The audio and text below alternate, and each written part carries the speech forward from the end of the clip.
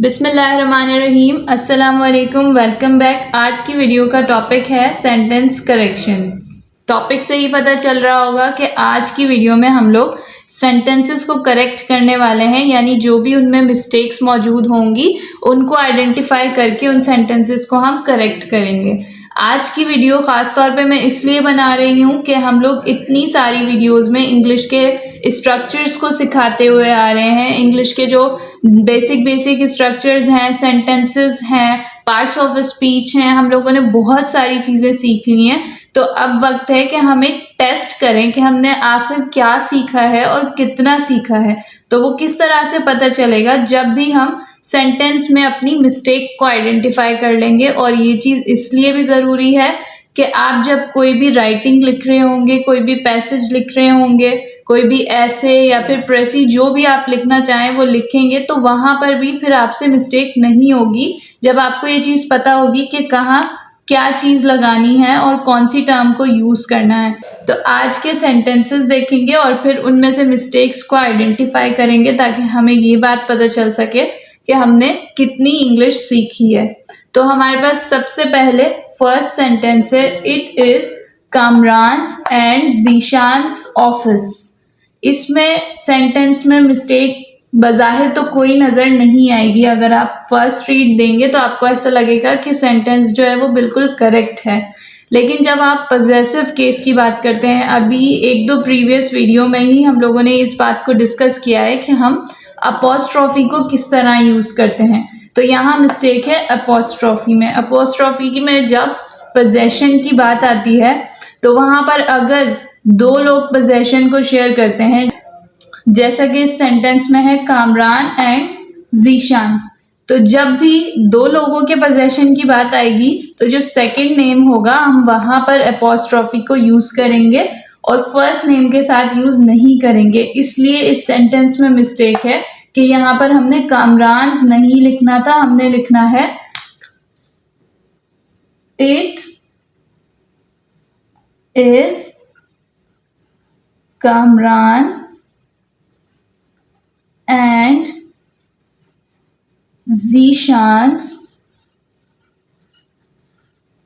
Office. Sentence अब correct हुआ है कि जब हमने पोजेशन को दो लोगों के दरमियान शेयर करवाया है तो हमेशा जो सेकंड नेम होगा वही हमने अपोस्ट्रोफी को यूज़ करना है। अब ये सेंटेंस बिल्कुल करेक्ट है। सेकंड सेंटेंस है द कैट लॉस्ट हर वे। इसमें वैसे तो कोई भी मिस्टेक आपको नहीं लगेगी, लगेगा कि बिल्कुल सही है क्योंकि कैट का जेंडर भी हम जानते हैं, इसलिए आप समझेंगे कि हमने हर यूज़ कर लिया। लेकिन आपको एक बहुत ही बेसिक सी बात बता दूं कि जब भी एनिमल्स की बात आती है तो वहाँ पर हम हिज, हर या हिम यूज़ नहीं करते। ये सिर्फ और सिर्फ ह्यूमन बींग्स के लिए है। एनिमल्स के लिए हम इट यूज़ करते हैं। तो इस सेंटेंस को करेक्ट करके इस तरह लिखा जाएगा, द कैट लॉस्ट इट्स वे। अब ये सेंटेंस बिल्कुल करेक्ट हो गया है। थर्ड सेंटेंस को करेक्ट करते हैं, the flood caused many damages.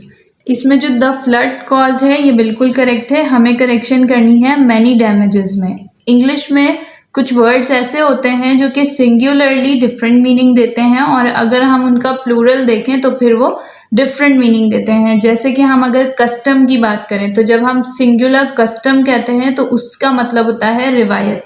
लेकिन अगर हम कस्टम्स की बात करें तो कस्टम्स इस सेंस में भी यूज़ होता है जो ड्यूटी हम एयरपोर्ट पे करते हैं।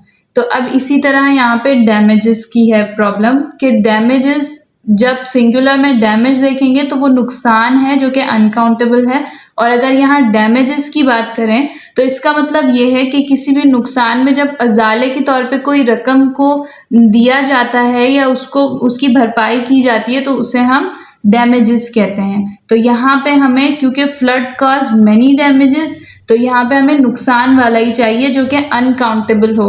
तो इसे करेक्ट करेंगे डैमेज लिखकर। और फिर जब ये मैनी है, मैनी जो है वो एक काउंटेबल एडजेक्टिव है। जब हम इसे अनकाउंटेबल कर रहे हैं सिंगुलर करके, डैमेज करके, तो फिर इसे भी हमने अनकाउंटेबल एडजेक्टिव यहाँ पर यूज़ करना होगा। तो सेंटेंस इस तरह से करेक्ट होगा, द फ्लड कॉस्ट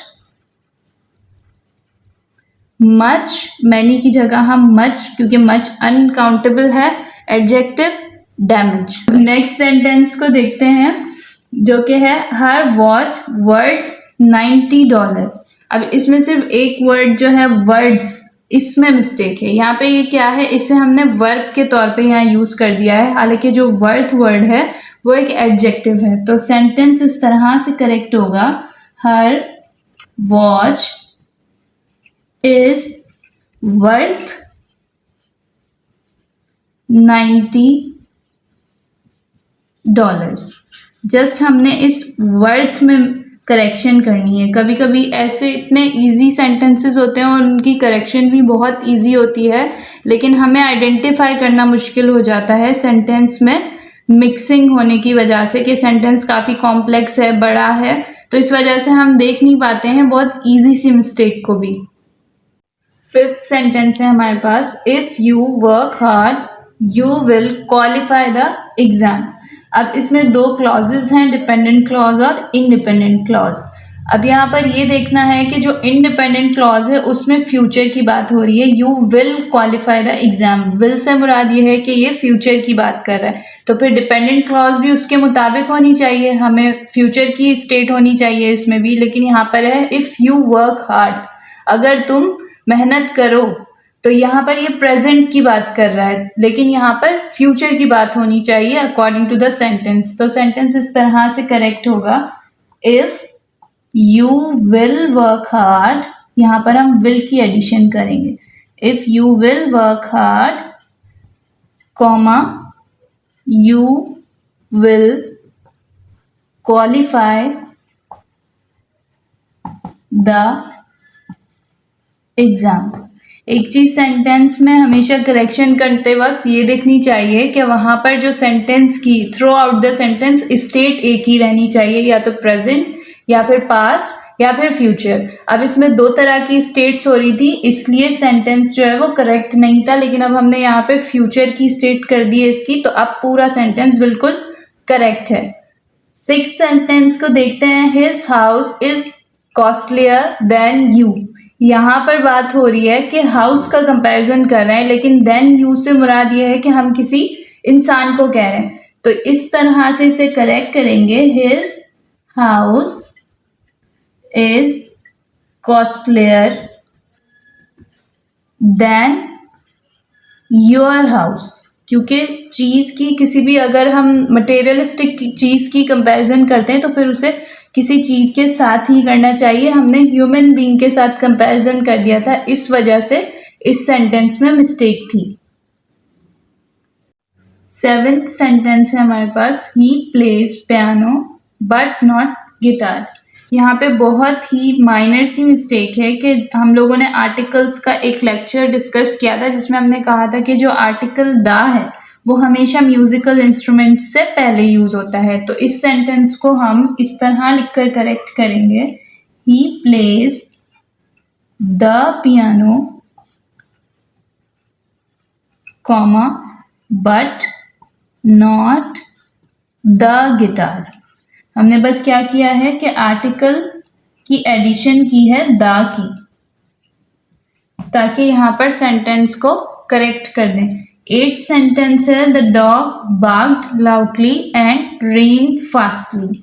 यहाँ पे पूरा सेंटेंस करेक्ट है, सिर्फ इस फास्टली को हमने चेंज करके क्विकली में कन्वर्ट करना है, क्योंकि फास्टली के लिए अप्रोप्रिएट जो एडवर्ब है वो है क्विकली, और फिर ये रेन यानी कि भागने की, डॉग की इंटेंसिटी को भी बताता है, राइटली इंडिकेट करता है कि किस तरह से, किस लेवल की उसकी स्पीड थी। तो सेंटेंस की करेक्शन इस तरह हो जाएगी, the dog barked loudly and ran quickly. ये सेंटेंस इस तरह से करेक्ट हो जाएगा। तो आज के पूरे लेक्चर में हम लोगों ने कुछ सेंटेंसेस को डिस्कस किया और उनकी करेक्शन की।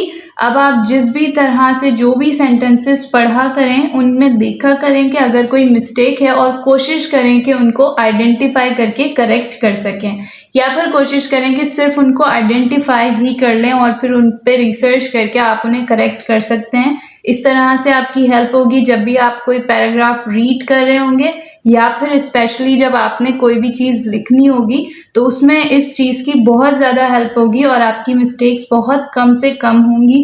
इंशाल्लाह अगली वीडियो में मुलाकात होगी, तब तक मुझे अपनी दुआओं में याद रखें। Thank you so much. Allah हाफ़िज़।